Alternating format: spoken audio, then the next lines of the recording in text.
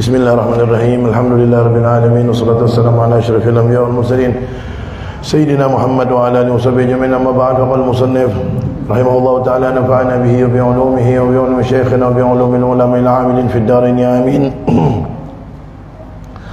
Qala an-nabiy sallallahu alaihi wasallam ati babal jannah yawmal qiyamah fa astaftihu fa yaqulu al-khazin man anta fa aqulu Muhammad fayaqulu bika umirtu alla aftaha li ahadin qablak.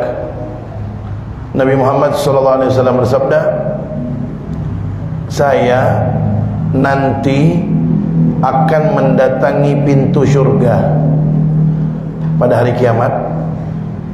Kemudian saya meminta agar pintu syurga itu dibuka. Kemudian penjaga pintu syurga yaitu malaikat Ridwan bertanya, kamu siapa? Maka saya mengatakan Muhammad.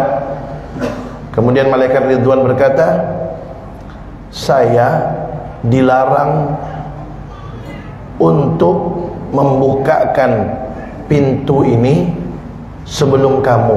Artinya saya diperintahkan oleh Allah agar jangan membuka pintu ini sebelum engkau yang memasukinya. Jadi ini Nabi Muhammad menceritakan bagaimana nanti keadaan pertama kali pintu syurga itu dibuka. Jadi pintu syurga itu ditutup, dan yang pertama kali menggedornya, istilah kita gedor ya, yang menggedor itu Nabi Muhammad. Malaikat Ridwan tanya, kamu siapa? Saya Muhammad. Kata beliau, malaikat Ridwan, saya diperintahkan oleh Allah agar jangan membuka pintu surga ini kecuali sebelum engkau memasukinya. Artinya apa? Nabi Muhammad adalah orang pertama yang bakal masuk surga Allah Subhanahu wa taala.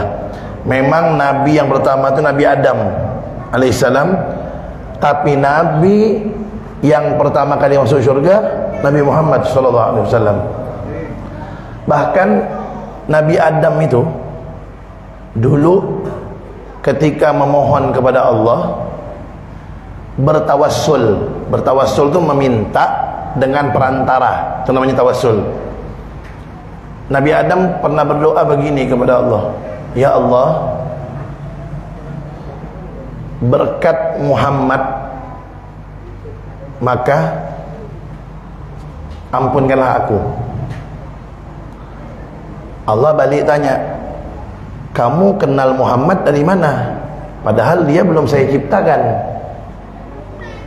Kata Nabi Adam, ketika engkau menciptakan saya angkat kepala saya melihat di tiang-tiang arasy itu ada nama la ilaha illallah Muhammadur Rasulullah. Maka saya yakin, kata Nabi Adam, tidak mungkin engkau menggandengkan nama sesuatu dengan namamu kecuali sesuatu itu paling kau cintai. Dari situ saya tahu bahwasanya Muhammad itu adalah makhluk yang paling engkau cintai. Makanya kadang-kadang kan di masjid kan ada lafaz Allah itu kan Allah Muhammad kan gitu. Boleh, tidak apa-apa, Allah Muhammad. Ada yang bilang tak boleh sejajar nama Allah Muhammad. Ente pula pandai-pandai tak boleh. Allah yang mensejajarkan nama Allah dengan nama Muhammad. Allah itu mensejajarkan nama Allah dengan nama Muhammad. Kenapa? Saking mulianya Nabi Muhammad sallallahu alaihi wasallam. Jadi beliau yang pertama kali masuk syurga bersama rombongan beliau. Mudah-mudahan kita masuk dalam rombongan itu. Amin. Makanya kalau pengen masuk rombongan Nabi Muhammad, minimal dua syaratnya. Satu, cintailah segala sesuatu yang dicintai Nabi Muhammad. Nabi Muhammad cinta sahabat, kita cinta. Nabi Muhammad cinta keluarganya, kita cinta. Nabi Muhammad sayang sama umat, kita sayang sama umat. Maka saya ingatkan, ini bentar lagi pemilu nih, sayangi umat Nabi Muhammad, jangan kelahi gara-gara beda pilihan presiden, beda partai, beda calon yang diusung, jangan kelahi. Ingat-ingat masa dulu yang dibawa kelahi, ujung-ujung dia di atas gabung. Kan? Bawa kelahi, tapi tak bertegur, tetangga tak bertegur, saudara, teman tak bertegur, kelahi. Dia ujung-ujung dia bersatu. Yang dulunya kita bela-bela mati-matian, dia bersatu. Itulah politik. Jangan sampai gara-gara urusan dunia kita menyakitkan hati Nabi Muhammad SAW. Nabi Muhammad itu salah satu tugasnya dari Allah adalah menyatukan umat. Tahu-tahu kita yang pengen syafaat beliau, pengen masuk syurga sama beliau, kita yang mecah belahkan umat. Hati-hati. Udah, tugas kita adalah tanggal 14 Februari masuk coblos. Udah, tengok mukanya, tengok-tengok ini orang ni jujur ni, ini pro rakyat, dia cucuk. Udah. Jangan sampai sikit-sikit duduk orang kopi bahas politik, macam tak ada pembahasan lain, ujung-ujung kelahi tu. Alah, kau tak tahu, tak ada manfaatnya. Janganlah, bahas yang lainnya lah, bahas yang lain yang datangkan pahala. Karena kalau kita bahas politik ni, bahas capres dan lain-lain, ujung-ujung tu pasti riba. Alah, dia tu itu ujung-ujung buka aib orang, macam dia sempurna ya. Maka tak usah lah, tak usah bahas-bahas begitu-gitu. Kita masing-masing sudah daripada Allah akal, kita masing-masing daripada oleh Allah mata, telinga. Kita bisa menilai, kan kita bisa menilai, tahu, oh ini yang pantas, ini yang pantas. Jadi tak usah diomongkan, apalagi sampai buka-buka aib orang, tidak ada manfaatnya. Bagus kita di rumah ambil Quran, baca Quran, ambil tasbih, baca selawat, daripada kita ngomong-ngomong macam itu, menghabiskan pahala. Kita ni kalau pahalanya ada sih masih mending. Kita ni pahala belum tentu ada, dosa bertambah terus. Jangan, tak ada manfaat ngomong begitu. Apalagi itu sangat menyakitkan hati Nabi Muhammad tu. Yang mecah belahkan umat itu bikin sakit hati Nabi Muhammad. Itu yang pertama. Sayangi segala sesuatu yang disayangi Nabi Muhammad. Yang kedua, hidupkan ajaran Nabi Muhammad, ya. Apa kata Nabi Muhammad? Man ahya sunnati faqad ahabbani wa man ahabbani kana ma'i fil jannah. Barang siapa yang menghidupkan ajaranku, maka sungguh dia telah mencintaiku. Barang siapa yang mencintaiku, dia di syurga bersamaku. Hidupkan ajaran Nabi Muhammad, yang wajib-wajib dulu semuanya, tambah dengan sunnah semampunya. InsyaAllah dengan itu kita masuk syurga sama Nabi Muhammad sallallahu alaihi wasallam. Cuba hidupkan kipas angin tu, keringat aja dah. Nah, biasa masuk Jannatul Naim sejuk. Ini pasti ada mati kipas angin ni. Nah, kemudian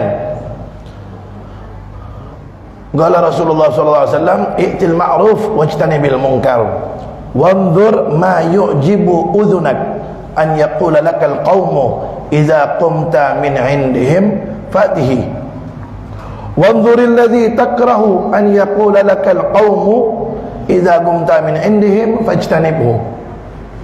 Nah, kata Nabi Muhammad, hadis selanjutnya kata beliau,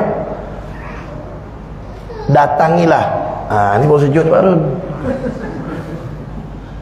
Kata Nabi Muhammad, datangilah perbuatan yang baik, jauhilah perbuatan yang mungkar, kata Nabi Muhammad. Kemudian lihatlah sesuatu yang membuat kamu senang mendengarnya ketika kamu berada di suatu kelompok, kemudian kamu dibicarakan oleh kelompok itu atas perbuatan baik kamu senang mendengarnya, lakukan itu, kata Nabi. Kemudian lihat ketika kamu berada di suatu kelompok orang baik ini maksudnya, kata Nabi. Kemudian di kelompok itu kalau kamu pergi, orang itu berbicara baik atau buruk. Kalau berbicara keburukan, tinggalkan keburukan itu, kata Nabi. Jadi maksudnya begini nih hadisnya. Kata Nabi, datangi perbuatan baik, jauhi perbuatan buruk. Kalau kamu ngumpul, kata Nabi, kalau kamu ngumpul sama orang-orang baik, kalau kamu ngumpul sama orang-orang baik, terus mereka itu membicarakan sesuatu perbuatan baik yang kamu lakukan, kamu senang mendengarnya, perbuatan baik itu, lakukan terus tuh, itu perbuatan baik, lakukan terus. Tapi kalau kamu berkumpul dengan orang soleh, ada orang soleh itu di dalam kumpulan itu membicarakan perbuatan kamu itu tidak baik, ini tidak baik, kata Nabi, itu tinggalkan. Karena ucapan orang-orang yang baik itu adalah nasihat untuk kamu. Jadi kalau orang ngasih kita ucapan yang kita senang mendengarnya karena itu perbuatan baik, lakukan terus. Makanya di antara tanda iman, ini perhatikan nih, Di antara tanda iman itu ada dalam hati seseorang, kuat imannya adalah dia senang kalau dia bisa melakukan kebaikan, dan dia benci kalau dia melakukan kejelekan. Kalau ada orang dia melakukan kebaikan tidak senang, biasa-biasa, lemah tu imannya. Kalau ada orang melakukan keburukan tapi dia tidak benci, biasa-biasa saja hatinya, tidak nyesal, itu tidak nyesal. Habis melakukan perbuatan jelek, tidak ada penyesalan dalam hatinya, itu orang tipis imannya itu. Nah, jadi di antara tanda kuatnya iman seorang adalah ketika dia setelah melakukan perbuatan baik, dia bahagia, senang bisa melakukan perbuatan baik. Bukan bangga diri, bukan, tapi senang, alhamdulillah Allah beri saya taufik hidayah sehingga saya bisa berbuat baik. Senang dia, bersyukur kepada Allah atas nikmat hidayah dari Allah sehingga dia bisa berbuat baik. Itu tanda iman orang itu kuat. Kemudian kalau dia melakukan perbuatan jelek, naudzubillah min dzalik, nyesal dalam hatinya, itu tanda ada iman dalam hatinya. Kalau tidak ada nyesal, habis melakukan perbuatan buruk biasa-biasa saja, itu berarti lemah imannya. Naudzubillah min dzalik. Wasalis, yang ketiga, qala Rasulullah sallallahu alaihi wasallam, afatul ilmi an-nisyan wa idha'atuhu an tuhadditsa bihi ghaira ahli. Kemudian kata Nabi Muhammad sallallahu alaihi wasallam, penyakitnya ilmu itu yang pertama ada dua, kata Nabi. Penyakitnya ilmu itu ada dua. Yang pertama, lupa. Penyakitnya ilmu itu ada dua. Yang pertama, lupa. Apalagi kalau umur dah agak tua, ingatnya cepat, lupanya cepat. Kalau budak kecil, ingatnya lama, tapi kalau udah ingat, melekat. Nah, makanya saya rekam nih. Saya rekam, tujuannya kalau hadirin hadirat nanti apa je tadi ya yang disampaikan Nabi Abdurrahman dia, bisa buka lagi, bisa ingat-ingat, oh ini tadi yang sampai ini.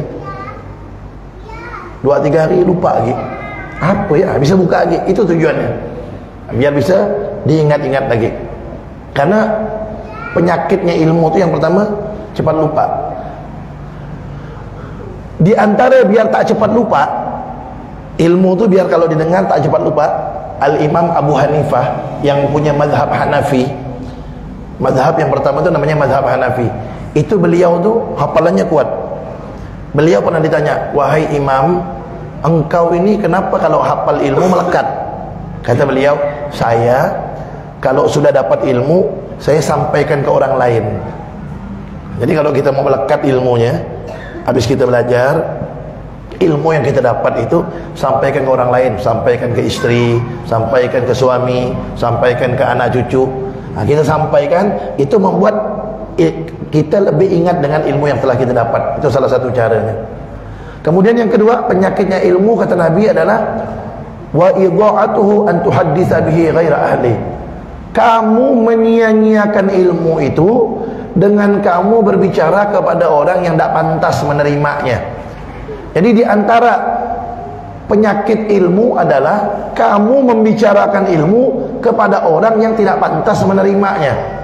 Jadi ingat, bukan semua ilmu ini harus kita sampaikan kepada sembarangan orang, bukan.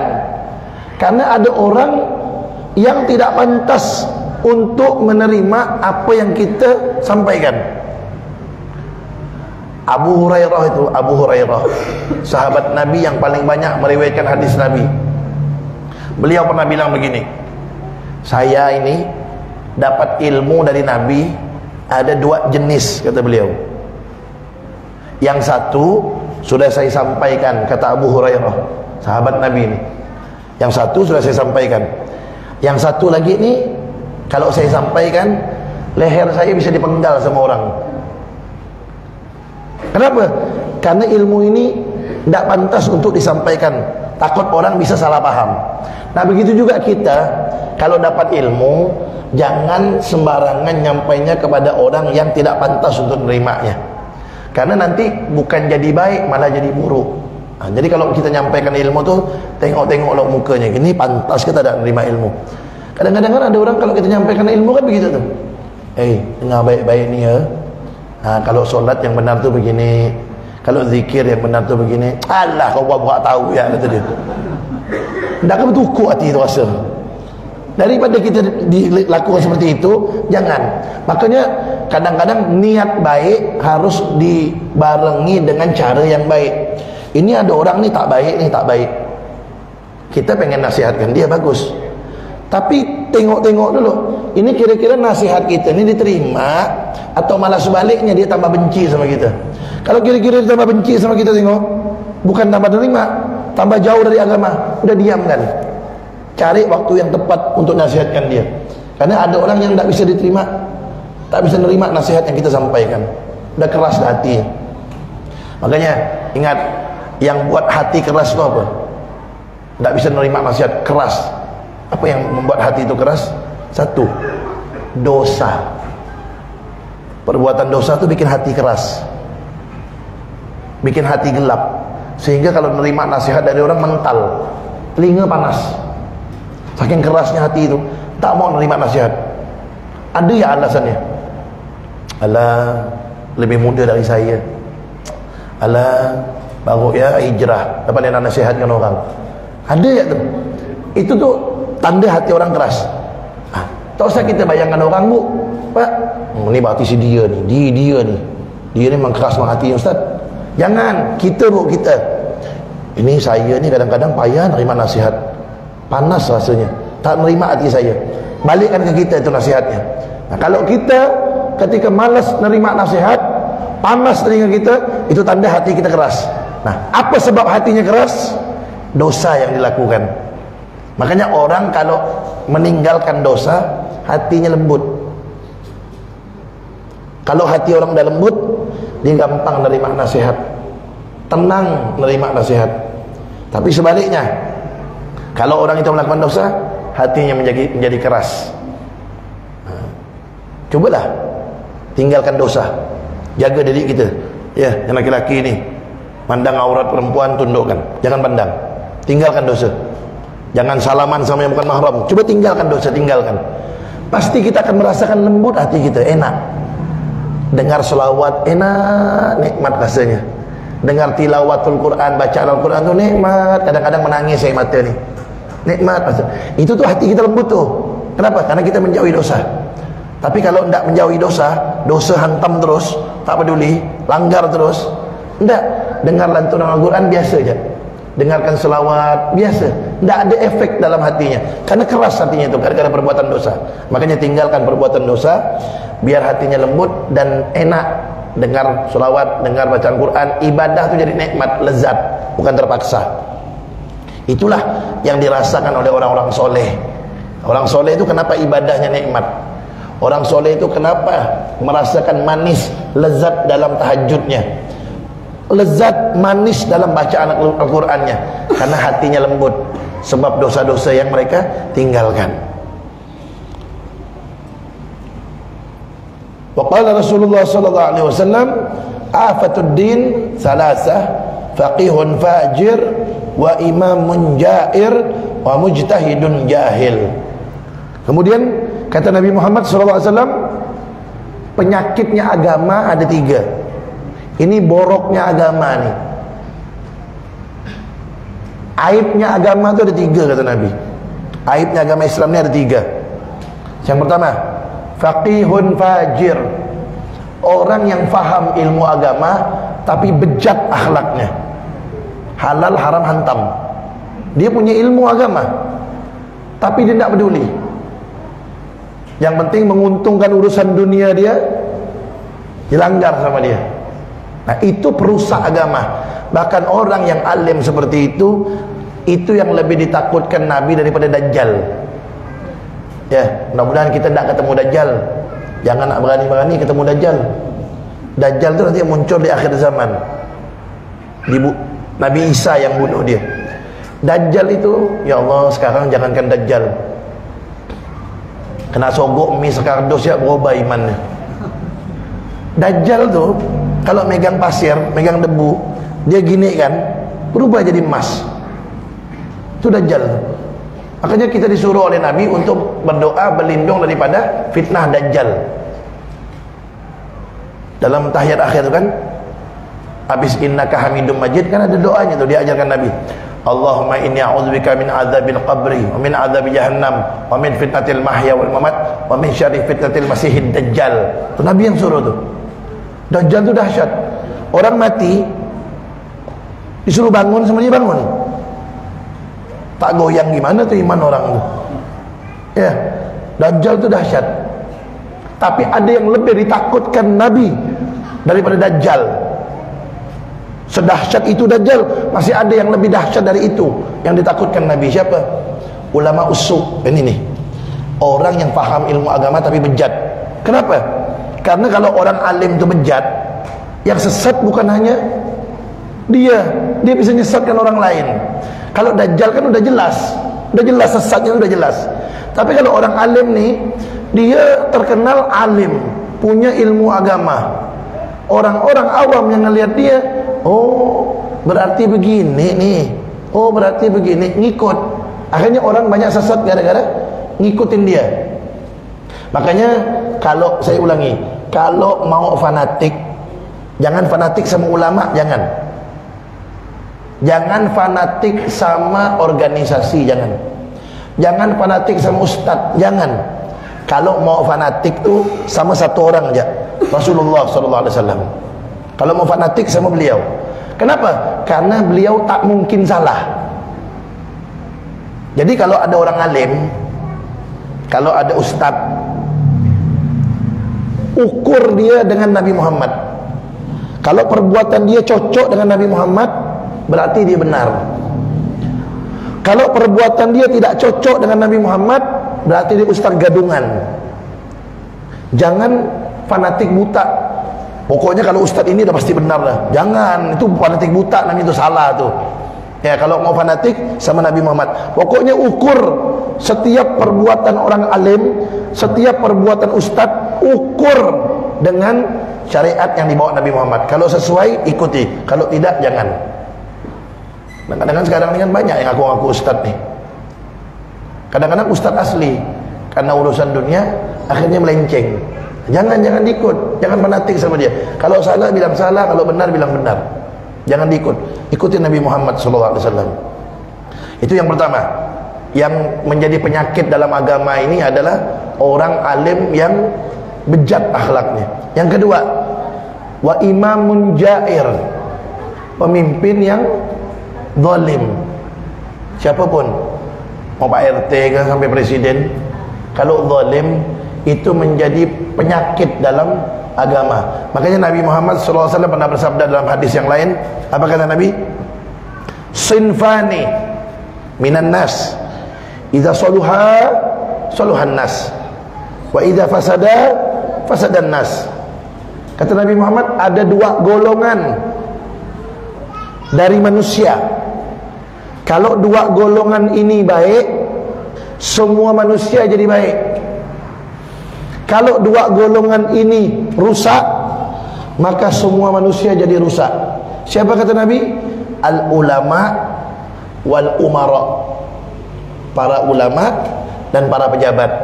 Ini dua golongan kata Nabi. Kalau baik, baik semua orang. Kalau rusak, rusak semua orang. Tidak boleh salah satunya. Kalau ulama baik, umaranya jahat, belum baik. Atau kalau umaranya baik, ulamanya bejat, belum bisa. Harus dua-duanya. Makanya umarok yang baik itu, pejabat yang baik itu, yang datang kepada ulama, itu pejabat yang baik. Dia datang kepada ulama, atau dia ngadakan acara tabligh akbar, pengajian, mengundang ulama, itu betul. Tapi kalau bukan ngadakan pengajian, ulamanya datang ke pejabat, datang terus pejabat, itu bukan ulama, itu lisun, perampok. Jadi kalau ada orang alim suka datang ke pintu-pintu pejabat, datang ke pejabat, itu bukan orang alim tuh. Itu lis, itu perampok. Tidak bagus, karena adab yang betul tuh pejabat yang datang kepada orang alim, atau pejabat yang ngadakan acara mengundang orang alim untuk ngisi tausiahnya, ngisi pengajiannya. Dulu tuh Imam Malik, ada seorang Alim namanya Imam Malik, gurunya Imam Syafi'i yang punya mazhab Maliki. Itu Imam Malik, coba lihat. Beliau ngajar di Masjid Nabawi di Madinah. Presiden waktu itu namanya Harun Ar-Rasyid. Mendengar Pak Harun Ar-Rasyid kira Mas. Masya Allah. Ini Harun Ar-Rasyid ini presiden tapi soleh Pak Harun. Untung Pak Harun ini betul namanya, Harun Ar-Rasyid. Ini presiden di zaman Imam Malik. Imam Malik itu tabi'in. Beliau ini gurunya Imam Syafi'i, salah satu guru Imam Syafi'i. Imam Malik ini orang alim besar. Mendengar Imam Malik ini ngajar, Harun Ar-Rasyid ini ngirim orang, ngirim utusannya, ajudannya, kirim salam ke Imam Malik tuh, suruh datang ke rumah saya mau belajar sama dia di rumah saya, kata presiden nih. Ketika sampai ke Imam Malik, apa kata Imam Malik? Al-ilmu, di antara ucapannya, al-ilmu yu'ta wa la ya'ti. Ilmu itu didatangi, bukan mendatangi. Artinya, bilang sama presiden tuh, kalau mau belajar, dia suruh duduk di majelis saya di masjid, bukan saya yang ngajar dia di rumahnya. Tuh, ini ngomong sama presiden nih, kirim salam sama presiden, bukan saya yang datang ke rumah dia, tapi dia suruh duduk di masjid. Nah, ini presidennya bagus, datang dia, duduk belajar, tidak sombong, datang dia. Nah begitu. Nah itu pelajaran buat kita, Bu, Pak. Kalau kita punya anak cucu kita suruh datang ke guru ngaji. Jangan guru ngaji suruh datang ke rumah. Atau anak kita suruh datang ke masjid. Jangan anak kita sendiri. Guru ngaji panggil ke rumah, suruh ngajar anak kita sendiri. Jangan begitu, itu kurang adab. Ilmu itu didatangi, bukan ilmu yang mendatangi.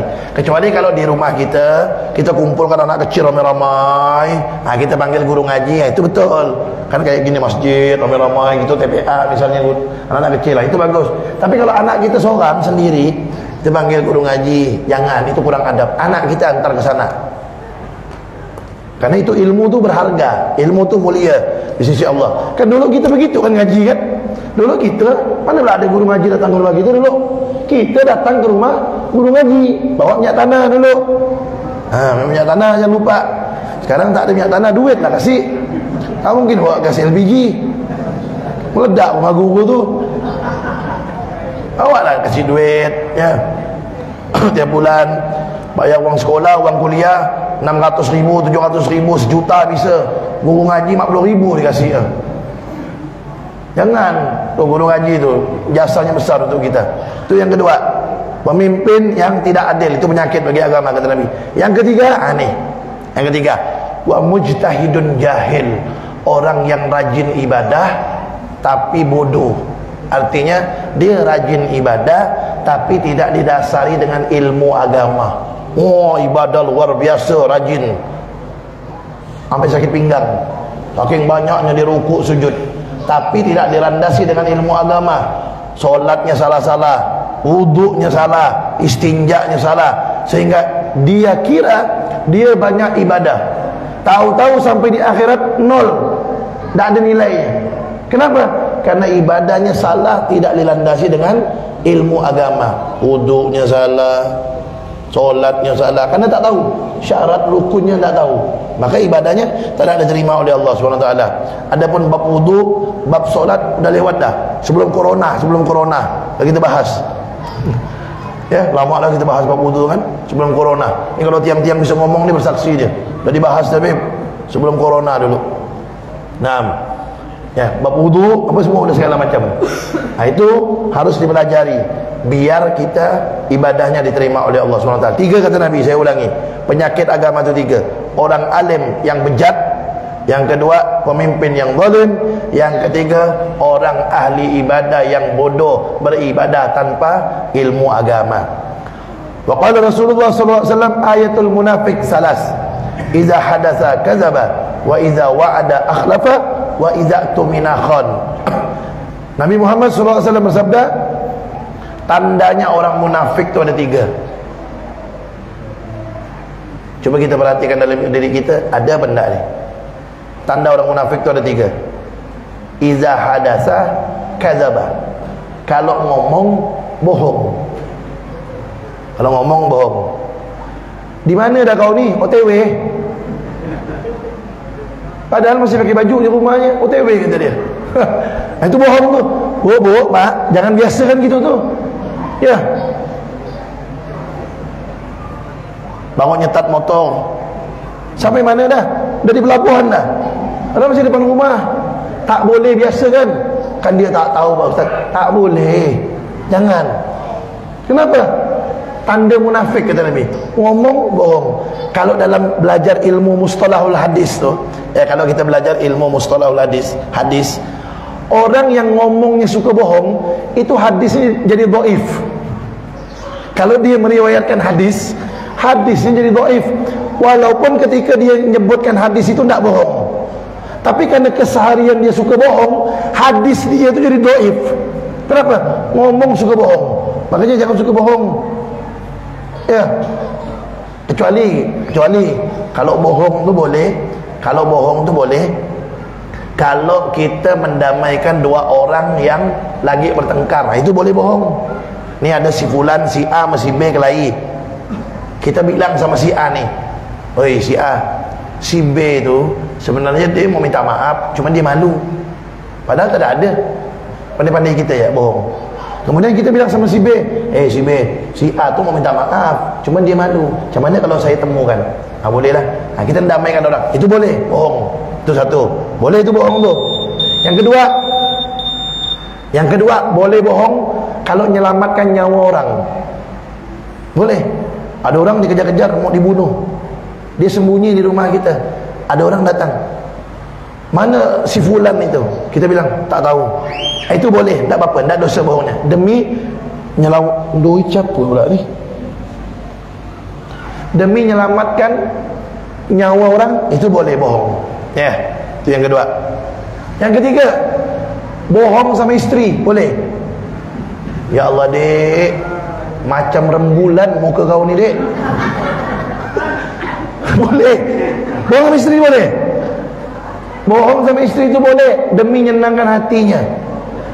Apalagi kalau dia nanya, Bang, cantik lah muka sayang. Ya Allah, Dek, dolok, Dek, tak ada yang perempuan saya naksir kecuali adik lah ni. Itu dolok, Bang. Sekarang macam mana? Ya Allah, Dek, kalau dolok cantik, sekarang tetap cantik, Dek. Padahal dah kerepot dah.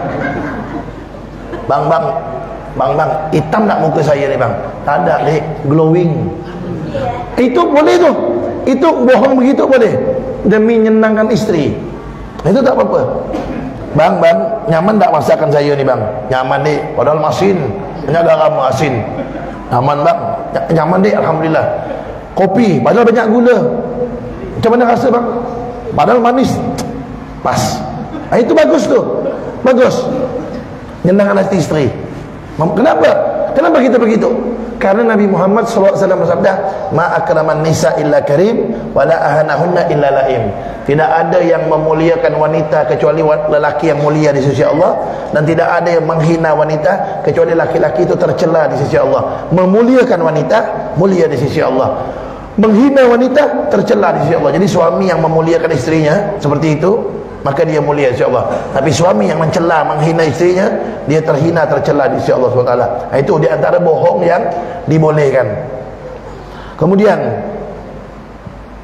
di antara bohong yang tidak dibolehkan tu, hati-hati. Ini perempuan saya ingatkan. Kalau lagi haid, bilang haid sama suami. Kalau tak ada haid, bilang tak ada haid. Ya, jangan lagi haid bilang tak ada haid. Dosa. Atau lagi endak haid, dia malas. Lagi haid, Bang, kata dia. Dia datang bulan. Tak boleh tu. Dosa. Menutupi dirinya daripada qadrat dari Allah SWT itu. Tak boleh. Itu bohong yang tak boleh itu, seperti itu. Itu yang pertama, tanda orang munafik. Kalau ngomong suka bohong. Saya ulangi ya, jangan biasakan mulut kita bohong. Jangan. Itu tanda munafik. Yang kedua, iza wa'ada akhlafah. Kalau janji dia mengingkari. Yang ketiga, wa idza tumina khana. Kalau diberi amanat dia khianat. Dia diberi amanat, dititipkan sesuatu, dia khianat. Dia dititipkan jabatan, dia khianat. Nah, itu tanda orang munafik. 3, ingat baik-baik. Kalau ngomong bohong, kalau janji mengingkari, kalau diberi amanat dia khianat.